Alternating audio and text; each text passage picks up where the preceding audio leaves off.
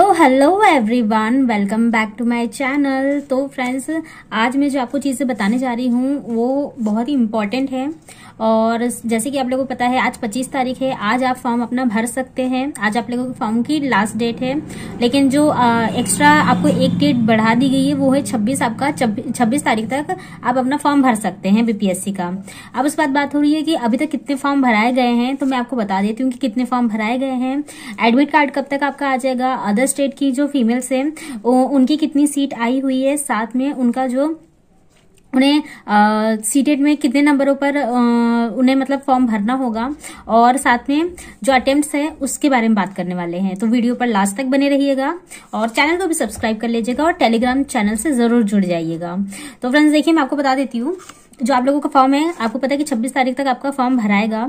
तो उसमें सबसे पहले जो है हम लोग 28,026 सीटें आई हुई है पीआरटी में। सबसे ज्यादा सीट पीआरटी में है और उसके बाद अदर वर्गों में है।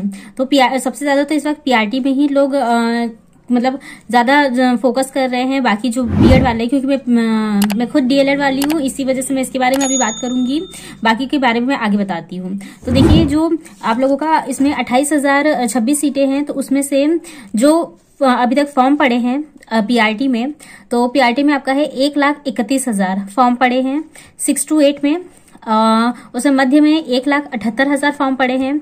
और जो 9 to 10 है ना, उच्च माध्यमिक दोनों में 9 to 10 में 1,25,600 और 11-12 में 49,600। तो देखिए, सबसे ज्यादा फॉर्म इस समय 6 to 8 में डाले गए हैं, क्योंकि आपको पता है कि उसमें जितने भी डीएलएड वाले भी और बीएड वाले भी दोनों फाइट करेंगे। तो उसमें इस बार ज्यादा फॉर्म पड़े हैं, मतलब पीआरटी के मुकाबले उसमें ही ज्यादा पड़े हैं।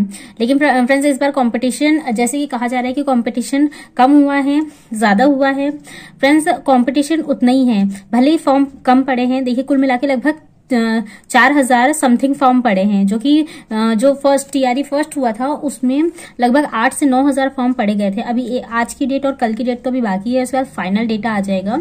लेकिन इस तरह से अभी तक उस समय 8,900 फॉर्म 8,09,00,000 फॉर्म भरे थे। टीआरई सेकंड में भी लगभग 5,000 से 6,000 फॉर्म पड़े थे। अब इस बार उससे भी कम हो गए। वो इसलिए क्योंकि आपको पता है कि जो अटेम्प्ट्स इतने कम मिले हैं, तो कोई भी अपना अटेम्प्ट गंवाना नहीं चाहता है। जैसे कि अभी आपको पता है कि जो प्रधानाध्यापक का भी कुछ दिनों पहले एक नोटिस आया था, जिसमें 3 अटेम्प्ट्स ही उन्हें मिल रहे हैं।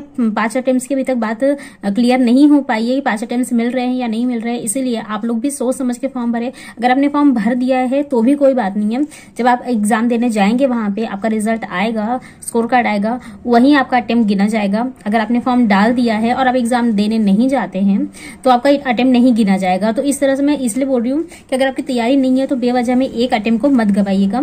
अगर तैयारी आपकी लगभग 75% से ऊपर है और उसके बाद जो 25% है, तो आप इतने दिनों में अच्छे से तैयारी कर सकते हैं। क्योंकि अभी एग्जाम की डेट आपको पता है कि लगभग शुरू में 7 तारीख से थी, बीच में बात आ रही थी कि 9 से 15, 16 तक हो सकती है। लेकिन अभी तक उसमें क्लियरिटी नहीं आई है कि 9 से होगा या फिर 7 तारीख से होगा। तो आप 7 तारीख ही मानकर चलिए। अब उसमें है कि जो आपका एडमिट कार्ड है, तो आपको पता है कि एक हफ्ते पहले एडमिट कार्ड आ जाता है। अभी हम मान के चलेंगे कि 7 तारीख का ही आपका एग्जाम डेट है, तो उसके हिसाब से लगभग 2-3 तारीख तक आपका एडमिट कार्ड आ जाएगा। क्योंकि बहुत सारे लोग दूर दूर से ही फॉर्म फिल करते हैं और अदर स्टेट से आते हैं, तो दूर दूर से आने के लिए उन्हें रिजर्वेशन भी करवाना होता है। तो जिसकी वजह से एक हफ्ते पहले आपका एडमिट कार्ड आ जाएगा। तो एडमिट कार्ड आने के बाद आप लोगों का एक हफ्ते में एग्जाम हो जाएगा। लेकिन अगर ये लोग थोड़ा सा सही में आगे कर देते हैं तो अच्छा होगा एग्जाम डेट। लेकिन जहां तक आपको भी पता है कि ना, पिछले बार टीआरई 1 और टीआरई 2 दोनों में ही एग्जाम डेट को नहीं पोस्टपोन किया गया था, तो इस बार भी पोस्टपोन नहीं किया जाएगा, जहां तक यही बात समझ में आ रही है।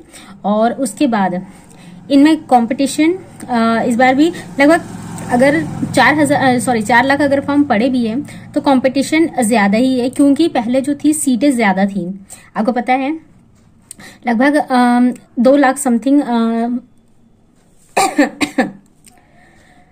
2 लाख से ऊपर ही फॉर्म आ रहे थे दोनों बार में। आपने देखा है 1,22,000, 1,20,000 इतने फॉर्म्स पड़े हैं आए हैं सीट, उन लोगों का तो एक मतलब वो बन चुका है, फैशन बन चुका है, या जो मान लीजिए आप बन चुका है कि सीटें बहुत अच्छी देंगे, लेकिन उसमें जो सिलेक्शन है उसकी आधी सीटों पर करते हैं और उसको फिर बचा के अगले भर्ती में जोड़ देते हैं। तो इसके वजह से यही होता है कि अच्छे खासे कैंडिडेट्स, जो जेन्युइन कैंडिडेट्स है, टीआरई 1 में आपने देखा कि कितने ही फर्जी लोगों का सिलेक्शन हुआ है और उन्हें थंब इंप्रेशन के थ्रू निकाला जा रहा है। तो इतनी अगर संख्या में सही तरीके से इन्होंने काउंसलिंग करवाई होती तो इतने सारे लोगों का फर्जीवाड़ा नहीं वहां पर सिलेक्शन हुआ होता और जेन्युइन कैंडिडेट्स, जो कि सप्लीमेंट्री रिजल्ट की वजह से इतना धरना प्रदर्शन हुआ था, जेन्युइन कैंडिडेट्स उसमें सिलेक्टेड होते।